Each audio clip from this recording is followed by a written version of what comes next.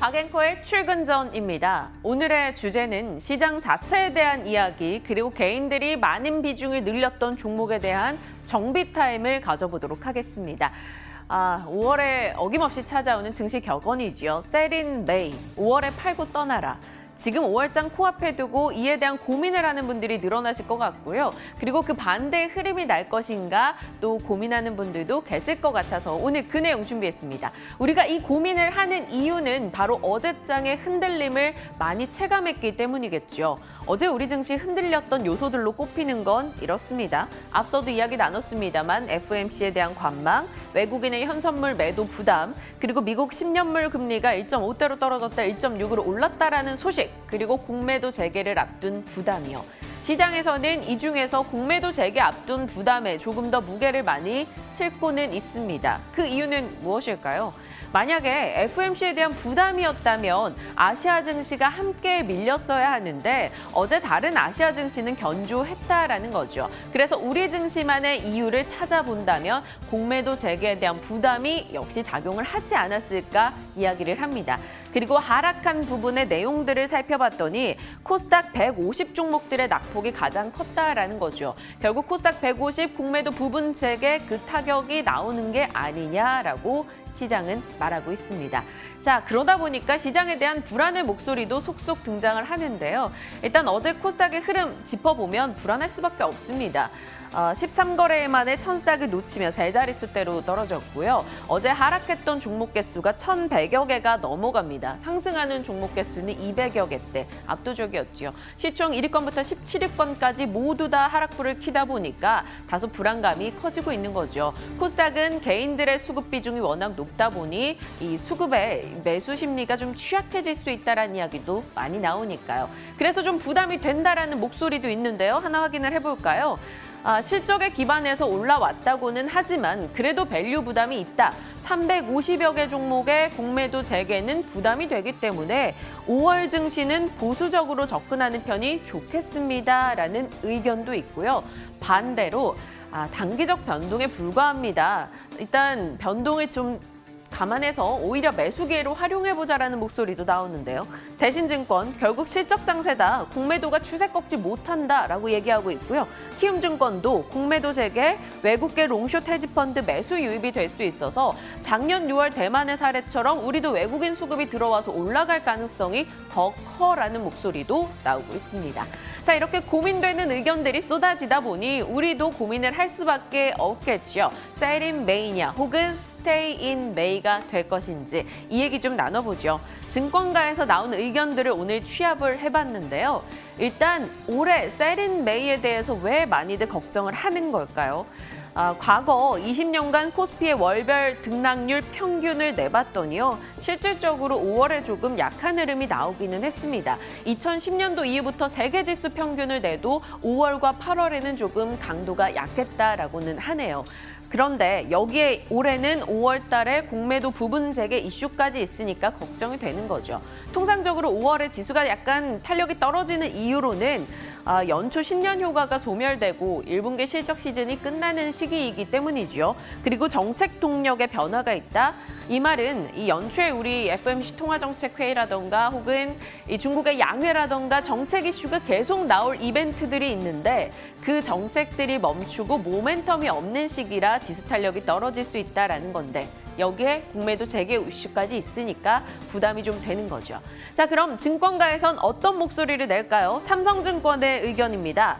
삼성증권에서는 미나리 같은 한국이라는 표현을 해서 이거 무슨 말이야 하고 열심히 들여다봤더니요.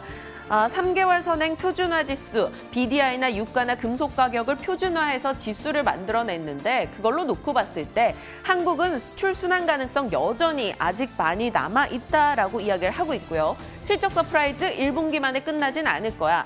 그리고 미국에서 투자하고 중국에서 소비해주면서 한국에 유리한 환경 조성될 거야 라고 말합니다. 그래서 어디에서든 잘 자라는 미나리처럼 한국 증시는 견조할 것이다 라고 이야기를 하고 있죠. 그럼 삼성증권은 어떤 의견일까요? 최종적으로 stay in May 의견을 내고 있습니다. 당장의 시장 색깔은 달라지지 않아라고 말을 하는 거죠. 그러면서 조선과 기계, 건설, 화학 섹터에 집중하고 금융주로 트레이딩하자라고 이야기를 하는데요. 특히나 5월은 건설주가 괄목상대할 시기다라고 말합니다. 앞서 황맥기 어드바이저도 건설주에 대한 얘기를 했는데 5월엔 좀 지켜봐야 될 것 같네요. IT와 자동차는 8월을 생각하며 비중을 서서히 늘려가자라는 얘기도 덧붙였죠. 삼성증권의 의견이었고요. 이어서 KB증권의 의견으로 가보겠습니다.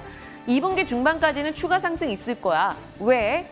이렇게 백신 접종하고 경제활동 정상화하고 기업 실적 좋고 여러 가지 이슈가 있기 때문에 다만 6월에서 9월 사이에 조정은 나올 것 같아라고 의견을 냈습니다. 6월에서 9월 6, 7, 8, 9 너무 4개월인데 크게 잡은 거 아닌가? 라는 궁금증을 던졌더니 세 가지 신호가 나올 때쯤에 조정이 있을 수 있다라고 말합니다. 단기 조정이요. 경제 전망 상향 조정이 멈추거나 경기 부양책 규모가 서서히 줄어들고 백신 접종자 수가 고점임을 확인할 때 증시 조정이 나오는 거다라고 말을 하고 있어요. 그런데 그 조정이 나올 때 되려 매수 기회다라고 표현을 하네요.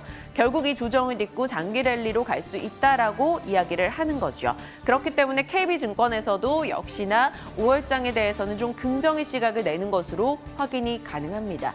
한국투자증권의 의견 볼까요? 한국투자증권도 No Sell in May를 외치고 있습니다. 결국 공매도 부담이 있어도 미국 주도 경기 회복과 실적 호조가 있기 때문에 올라갈 것이고 5월에 경기 민감주 비중을 늘려야 한다라고 말을 하고 있네요. 그리고 한국투자증권의 주간 편입 종목으로는 인텍플럭스와 PI 첨단 소재가 들어갔으니까 이 또한 참고하시길 바랍니다. 자, 그러다 보니까 시장에서는 긍정의 목소리를 조금 더 많이 내고 있죠. 하지만 우리 개인 투자자들은 고민이 될 수밖에 없습니다. 그래서 개인들이 4월에 많이 샀던 종목들을 한번 취합을 해봤더니요. 이렇게 나오더라고요. 삼성전자, SK하이닉스 들어가 있고요. 현대차, 기아, 현대모비스 있고요. 카카오, 네이버, 각 섹터 대형주, 우리가 흔히 잘 알고 좋아하는 종목들입니다. 이들 종목에 대해서 뇌피셜 특집을 마련했어요. 질문을 던져봤습니다. 아니 해운이나 정유화학이나 이런 거 가는 거 대비해서 왜 안 가지? 라는 궁금증이었는데 반도체 쪽에서 반도체 슈퍼사이클, 호실적 이러는데 왜 안 가요? 질문을 던졌더니 블로크 이동훈 대표, 반도체 부품 부족이 결국 반도체 실적 부진의 우려로 이어지고 있다. 미국 등의 반도체 투자 확대로 경쟁이 치열해지는 것은 굳이 좋지 않은 것 같아요. 그러면 반도체주 사지 말아요? 사요? 이런 질문을 던졌더니 조정 시 매수 관점의 의견을 주셨습니다. 다만 코스닥 장비주 내에서 신용잔고가 높은 종목은 주의하자라고 답변을 덧붙여 주셨고요. 자, 자동차 쪽을 가볼까요? 차화정 하는데 화정은 가는데 차는 왜 못 갑니까? 라고 질문을 던졌더니 신한금투의 황유연 팀장, 다음 주도주 후보로 에너지를 응축하고 있습니다. 라고 이야기 주셨어요. 그럼 언제 매수해요?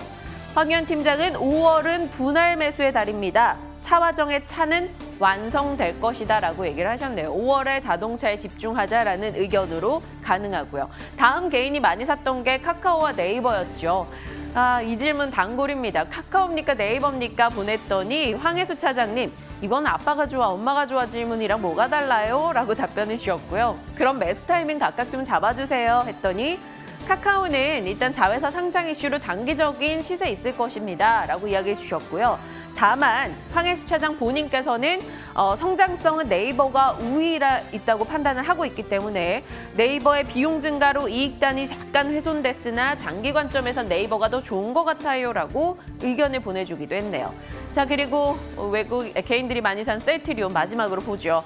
셀트리온 올해 20% 떨어졌습니다. 전략 어떻게 해요? 이거 매수해도 괜찮아요? 라고 질문을 했더니 빌건우 FA가 지금은 매력 없어. 굉장히 단호박 의견을 주셨어요. 좋지 않게 보신다면 그럼 대안주 좀 언급해 주실래요? 했더니 삼성 엔지니어링을 꼽았습니다. 영업이익률 개선되고 연기금 수급 들어오고 공매도 재개 영향 미미한 종목입니다. 라고 이야기를 하셨네요. 요즘 또 삼성 엔지니어링 보자라는 시각도 많이 나오는데 앞으로 어떻게 진행될지 궁금합니다. 개인 투자자 비중이 높아진 종목들에 대한 뇌피셜 답변을 받아봤습니다. 혹시 보유자분들이시라면 참고하시길 바라겠고요. 5월장 앞두고 고민이 많아지는 오늘인데요. 저희와 함께 시장 전략 면밀히 따져보시죠. 박앵커의 출근 전이었습니다.